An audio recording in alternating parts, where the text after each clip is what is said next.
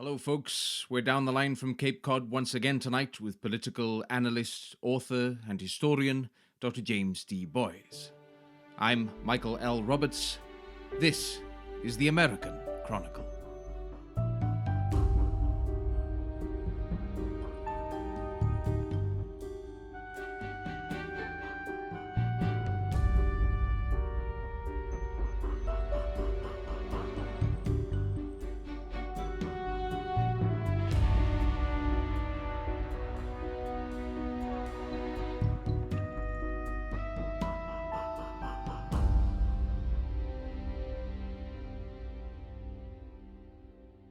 We do warmly welcome you to this, the 24th edition of the American Chronicle, an edition taking place in a Twilight Zone transition period that might have benefited, analytically at least, from a more emphatic win by either side.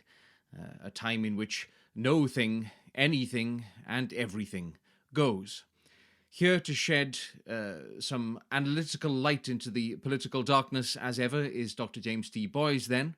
I began by asking James this evening how he thinks the sitting president is dealing with the opening throes of the would-be transition. So we're in a very bizarre time in American history, quite frankly.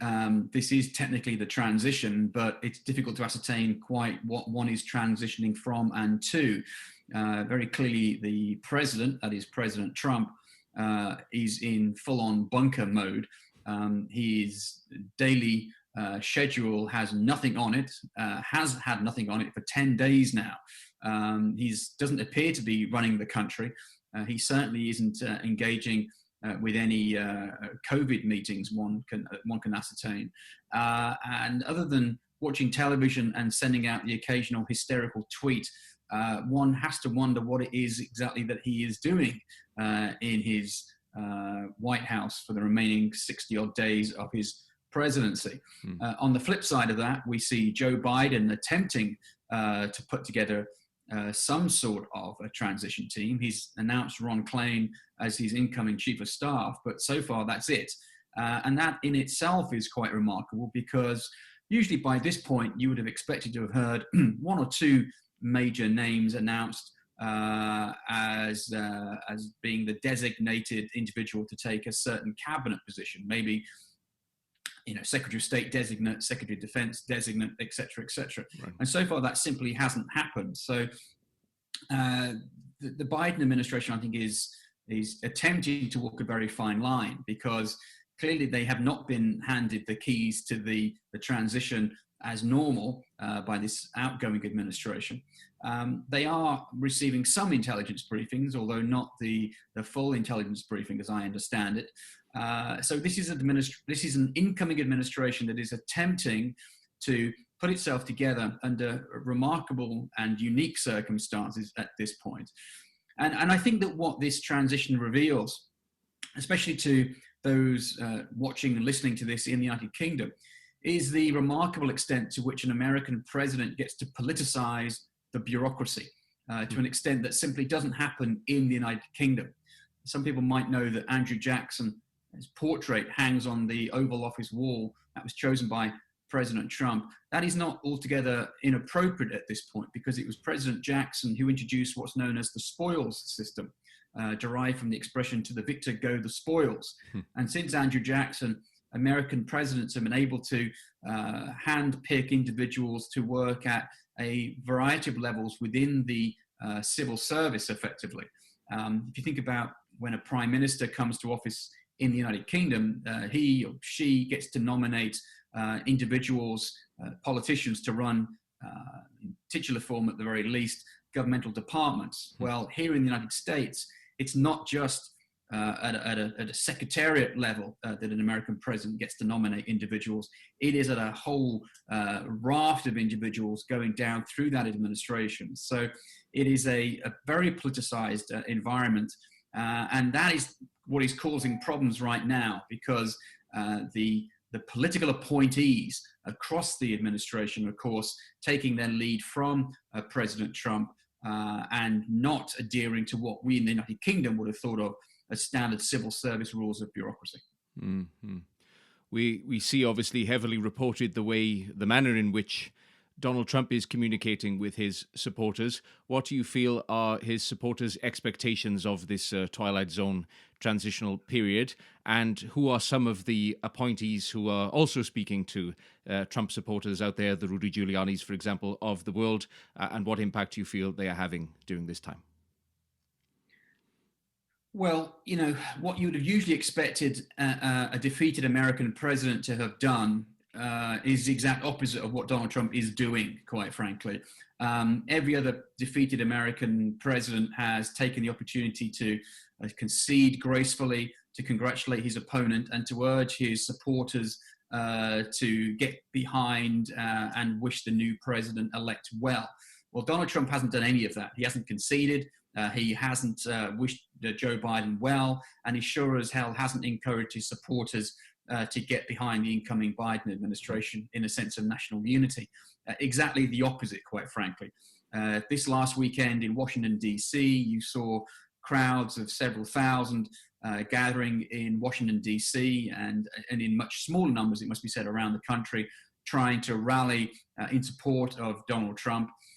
Donald Trump even drove through that crowd in his presidential limousine on a way to yet another game of golf at another one of his golf courses. And obviously there's photographs to show that quite remarkable scene. But the challenge is that what Trump is doing is to continue to exacerbate a sense of disconnect in this country between the two opposing camps, frankly. What Joe Biden is doing in his addresses is calling for national unity and promising to preside in the name of all Americans. And what Donald Trump seems to be doing is basically saying, I won, I won, I won. Biden might have lost, Biden might have won, but it was a fix if he did. And I'll prove it somehow. And of course, every time he or any of his delegates go into court in an attempt to challenge any of the election results to date, they've been dismissed as being groundless. You've had the ridiculous situation, frankly, of the president and his acolytes saying one thing in public about vote rigging and problems with the vote, and then as soon as they get behind closed doors in courtrooms and they're asked directly by the judge, well, where's your evidence? Are you actually suggesting that there was malfeasance at play here? They deny it. And of course, on that ground, on that basis, the cases are thrown out as being just, a publicity stunt. And you're seeing that this played out time and time again in courts across the United States. Those states that President Trump and his supporters are claiming some degree of foul play in, whether that be Arizona, Michigan, Pennsylvania, Wisconsin, they are summarily being dismissed at this rate because, they've got no evidence to put before a judge, and whatever else, might or might not go on in courtrooms across America, they depend upon the presentation of evidence. And so far, there is none. And this is the great, problem for Donald Trump, quite frankly. He keeps talking in public about, a rigged election. But neither he nor any of his advisors or representatives, including Rudy Giuliani, who you mentioned, who's now been put in charge of this process, has at any point been able to offer any tangible evidence of the kind of massive scale vote rigging that they are alleging, and which it would need to be revealed to reverse any of the decisions or the votes in these states, because Biden has won these states by a considerable amount, more than Donald Trump won these states by in 2016 against Hillary Clinton. Hillary Clinton conceded on the night of the election, and here we are now, and Donald Trump is still kicking and screaming, with Republicans saying, "Oh, we just need some time to come around to this." It's like, well, he's not a child. All presidents have to face reality if they've been defeated, and you do the right thing and you get off the stage. This president seems to be adamant that he will not be getting off the stage.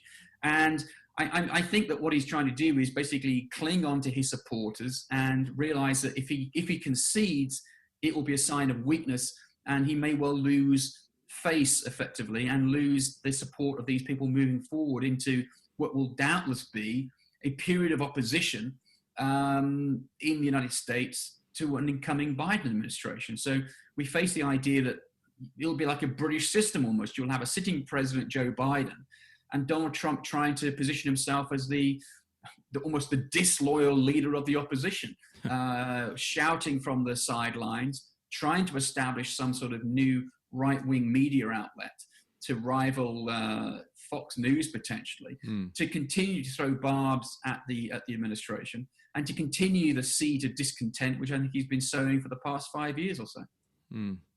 Are there existing media entities that you think Trump is looking to take over in order to become that alternative to Fox News, or is it more a case of the founding of a new entity in this regard? It's difficult to say at this point. I mean, there certainly are outlets out there who have grown up over the past couple of years, which have moved to the right of Fox News.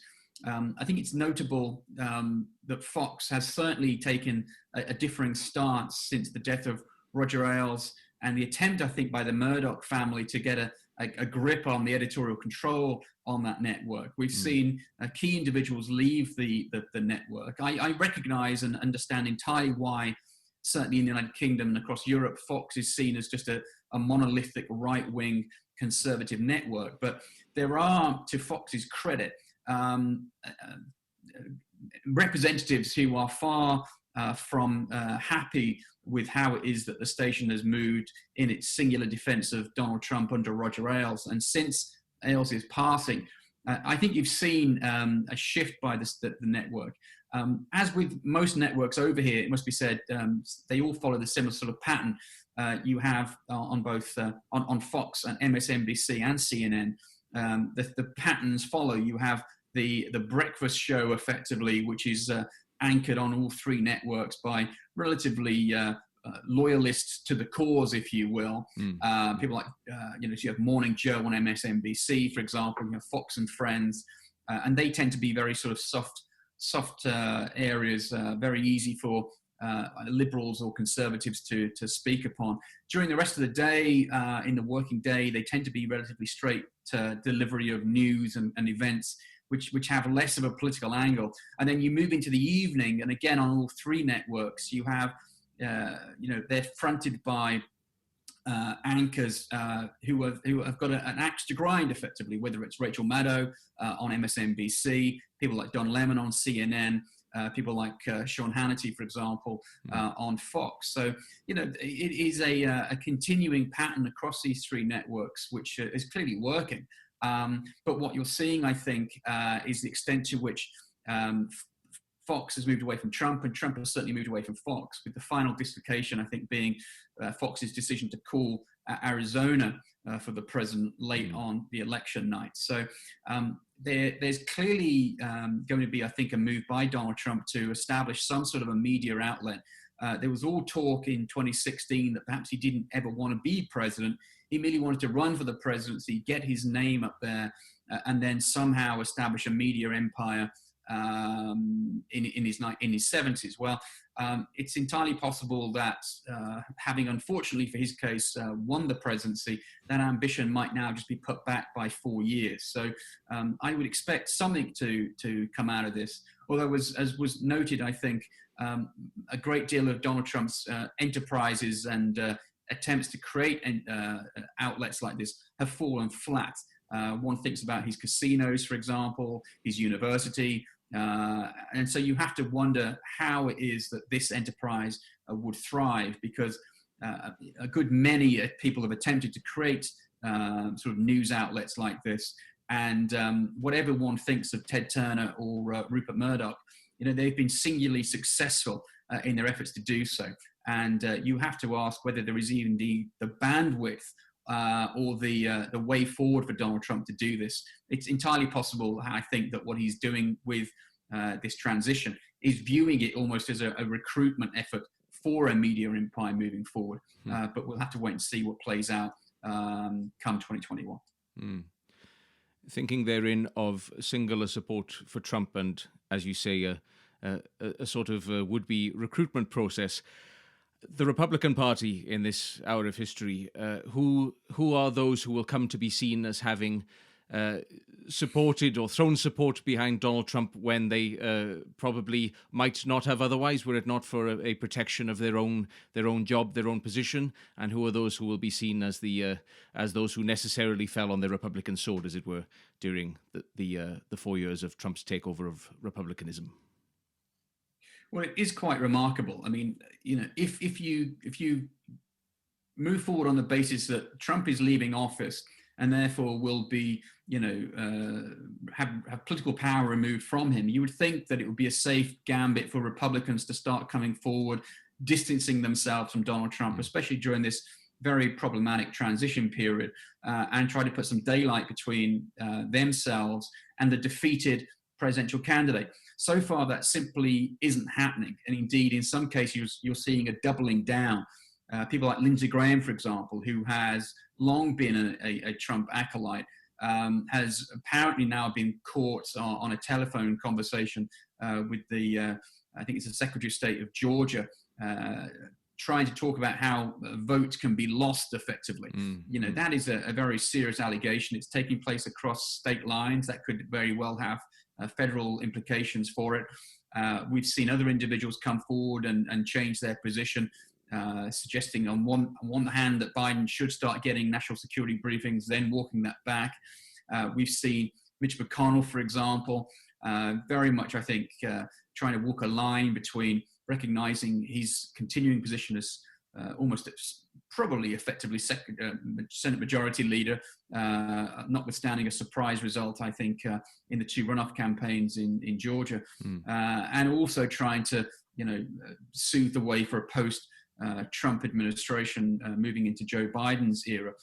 So I don't think anybody within the Republican Party is covering themselves in glory at this point. We do see a few individuals, the obvious candidates, if you will, people like Mitt Romney, for example, coming forward and saying the right thing. It'll be interesting to see his future, I think, and what that looks like under President Biden. Will he be approached, for example, for a position within a Biden administration, or will he be someone that the Biden administration tries to work with in the Senate as it attempts to sort of chip away and form a rolling coalition of individuals, which will be needed for any Biden administration to get legislation through? And at this point, I think all that can be said is that the Republican Party simply is not in a post-Trump world yet. And I think it will take several months for that to emerge. And it will be dependent largely, I think, upon what it is that Donald Trump decides to do in his post-presidential years. There is talk that he's going to seek the nomination again in 2024. If he does that, of course, then that puts people like Mike Pence in a very odd position. You would imagine that Vice President Pence will be someone who will want to move to the fore and see himself as the potential Republican Party nominee in 4 years' time. Well, of course, if his former boss, Donald Trump, to whom he owes everything, quite frankly, he's going to put his own hat back in the ring. This could be a little bit like Churchill and Anthony Eden back in the 1950s, with the younger generation just waiting for the old man to get off the stage, if you will. So we'll have to see what happens, what Donald Trump's plans are. Quite frankly, what Donald Trump's plans are for tomorrow, nobody quite knows yet. So trying to forecast 3 or 4 months down the line really is anybody's guess at this point. We see Kamala Harris and Joe Biden forecasting or projecting to an extent the manner in which they wish to go about dealing with the coronavirus. How difficult is it for Kamala Harris and Joe Biden at this point to take control of anything during this transition period and signal any sort of progress to those Americans that voted for them? Well, they can't, quite frankly, because at this point they don't have any authority to do so. What authority they have rests solely on the fact that they are the incoming administration. But until Joe Biden takes the oath of office at noon on January 20th next year, there's nothing they can do in terms of implementing policy. What they can do is give a series of addresses and issue a series of releases talking about what they will do when they become the incoming president and president-elect. But in terms of what they can actually do at this point, short of semantics and talking about the differences between this administration and what will be their administration, there isn't anything they can do. And so as a result, what you're seeing is we've now seen at least two organizations over here talk about developments with their own individual COVID vaccines, and the Trump administration trying to jump on the bandwagon and claim all kinds of credit for that. It's possible that they might be able to do so with one of the organizations, but certainly it seems less to do with perhaps the Pfizer drug at this point. It's also notable that one of the major supermarkets over here is now talking about providing doses of the vaccine to Americans living in the Northeast, which of course covers where I am here in Boston at this point, in the coming months for no cost. So the idea that, in the first weeks and months of this incoming administration, you could see Americans starting to get vaccinated, will be something which I think Biden's team will take great joy from. And of course, also be great anguish, I think, for the outgoing Trump administration, who might well look at the timing of this and think, well, if this has just been brought forward several months, if we could have talked about the rolling implementation of a vaccine program in October rather than in January after the election, might that well have just swung the needle a little bit and caused Donald Trump to be reelected. And I expect that kind of a sort of conspiracy theory to be really taking hold in the coming months. Thinking vaccines and the war of rhetorical attrition, as it were, between Governor Andrew Cuomo of New York and President Trump, can you enlighten us a little as to this notion that New York State will be avoiding any vaccine until otherwise tested as a result of the proposed result of Andrew Cuomo not trusting any sort of vaccine that has been approved by President Donald Trump? One of the things that we've spoken about over the course of our many discussions here on the American Chronicle is how the Trump administration has revealed the true workings of a federal system here in the United States. And we've been thinking about this a lot over the last couple of weeks, I suppose. And, people talk about, I'm going to America, like it's a single entity. But when you think about the true expression of the word, the United States of America, there's a lot of hidden meaning, I think, in that title. The United States of America. These are states that are united to form an entity, but they are whole entities in and of themselves. And I think we're seeing that borne out time and time again across the Trump presidency, especially with regard to the COVID crisis in this nation. And you've seen, tensions erupting between the president and the governors in such a childish fashion that it really beggars the mind, quite frankly, because, whether it's Cuomo in New York, whether it's Governor Whitmer in Michigan, whether it's the governor over in California, the extent to which this president has decided to basically play fast and loose with millions of people's lives and to suggest that various states will not receive vaccines because of a personal feud with their governor. It really is something that you would have thought unimaginable in a pre-Trump era, and hopefully will be equally so moving forward into a post-Trump era. The challenge is that you end up with the fight just descending to schoolyard levels, and when you have administrations in New York saying, well, we don't trust the virus because it carries the Trump stamp of approval. I mean, it really is ludicrous. I mean, these vaccines are being established and created mainly by private individuals, private entities, people like, places like Pfizer, for example. Organization like, I think Johnson & Johnson are working on one. I know that in the United Kingdom, we've got a whole host of entities. The Oxford University, I think, are trying to develop one. These things, if we were talking about trying to put the one that was developed in Moscow forward, I think that, Cuomo might have some sort of a point, like, well, are we going to trust the Russian vaccine to defeat what Trump has referred to as the China virus? But, as long as you've got, a reputable company like Pfizer putting something forward, you would have thought that really wouldn't be a problem. So, I think a lot of this, frankly, is going to be irrelevant because by the time this vaccine becomes available and ready to be distributed, Trump at this point will have left office, and we'll be talking about a Biden administration.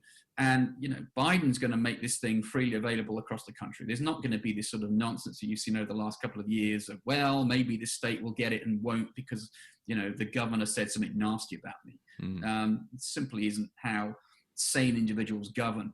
And I think as soon as we move into a post-Trump environment with President Biden, someone who I'm not particularly crazy about, don't think he's a particularly exciting candidate, but I think it will suddenly make people realize what an odd world we've been living in for the past 4 years, even more, and put Trump's presidency into greater relief, and perhaps even raise a great sigh of relief that it's now in the rearview mirror. You drew a comparative analysis between Andrew Jackson and Donald Trump at the start of the show. In the name of historical context, has there ever been so antagonistic a transition period as that we're now experiencing from Trump to Biden? We've certainly seen presidents and president-elect not get on, and outgoing presidents, more than somewhat miffed, shall we say, at having lost power. Back in 1932, when Herbert Hoover was unceremoniously removed from office at the height of the Great Depression and replaced by Franklin Roosevelt, there was no love lost between the two men on that occasion. That was made even worse, of course, by the fact that you'd had a particularly prolonged transition era in the run-up to those elections. Transitions used to take all the way until March. The president didn't used to take the inauguration until March. So you had an even longer time period before that was changed in the 1930s. So we've seen that example in 1952 when Dwight Eisenhower was elected in the January after that, in January 53, when he arrived at the White House to be greeted by outgoing President Harry Truman for their ride down to Capitol Hill. Truman and Eisenhower just didn't say a word to one another. They had developed a war of words. Truman had fallen out with Eisenhower spectacularly in the year beforehand, when Truman had basically said, look, if you want to run as a Democrat, I'll throw my support behind you.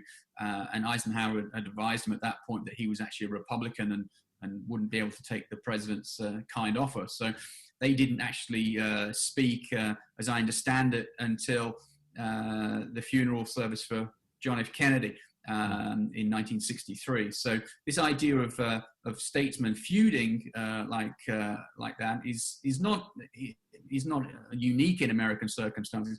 But what you certainly haven't seen is anything like the Trump administration's refusal to accept the results, the president refusing to concede, and then exacerbating that, refusing to allow the outgoing administration to liaise with the incoming administration by signing off on the results. So this really is, it's a dark moment in American political life, quite frankly, and it really is putting an exclamation mark at the end of Trump's administration. He hasn't done anything during this time period to augur himself towards historians, to moderates, to independents, or to make life easier for the incoming administration, which is frankly what you would expect for an outgoing president to be doing, to sort of like soothing the transition, to make it as easy as possible. And this administration is simply making it as difficult as possible for the incoming Biden administration when that takes office in January of next year. Dr. James D. Boys there, at the very height of his analytical and historical context powers, and enlightening as such as ever. My thanks to him for taking the time to talk with us, and of course to you magnificent folks for watching and listening across Apple, Spotify, Anchor FM, YouTube, and the rest. You've been watching The American Chronicle, a 12th Peer production 2020, with music by Chris Warner. I'm Michael L. Roberts. Until next time, good luck, stay legendary, and ever onward to you all.